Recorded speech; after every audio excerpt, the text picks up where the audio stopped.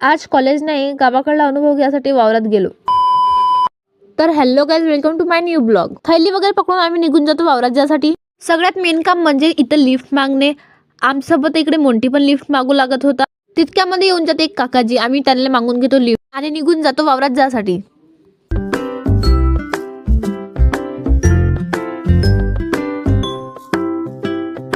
गावामध्ये उतरून आम्ही निघून जातो सोल्याची भाजी पाहासाठी. चालून चालून पाय दुखून जाते, पण सोल्याची भाजी काही भेटत नाही. आम्ही तर फक्त एकच काम करत असतो, या वावरातून दुसऱ्या वावरात, दुसऱ्या वावरातून तिसऱ्या वावरात. फायनली आम्हाला एका वावरात भाजी भेटून जाते आणि आम्ही बसून जातो इथे तोडायला. इकडे तर माझी आत्या 2-2 हाताने भाजी तोडत होती. का करता, मला 2-2 हाताने तोडता नाही तर मी एकाच हाताने तोडायला लागून जातो भाजी तोडून तोडून मला लागून जाते ताण.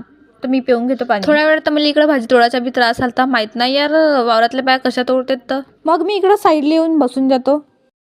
भाजी वगैरे तोडून आम्ही निघून जातो घरी जायसाठी. हे आत्या तर मस्त थैला हातातच लटकवून घेते. जाता जाता आम्हाला दिसून जाते तुरीच्या शेंगा, मग त्या पण आम्ही तोडून घेतो. तितक्यामध्ये दिसून जाते मला हा किडा. तितक्यातच मला आठवून जाते का सरांनी आम्हाला इन्सेक्टचे फोटो काढायला लावले. मग मी पण काढून घेतो फोटो. शेंगा वगैरे तोडून आम्ही निघून जातो घरी जायसाठी. इकडे आता तर पूर्ण कापूसच काढायला लागली होती. मग चुपचाप निघून जातो आम्ही घरी जायसाठी. मग आम्ही येऊन जातो बस स्टॉपवर. गाडीची वाट पाहत होतो इथं, पण गाडी काही याचं नाव नव्हती घेत. फायनली एक बस येऊन जाते आणि आम्ही बसून जातो बसमध्ये आणि घरी निघून जातो. आजसाठी एवढंच, भेटू नंतरच्या ब्लॉगमध्ये.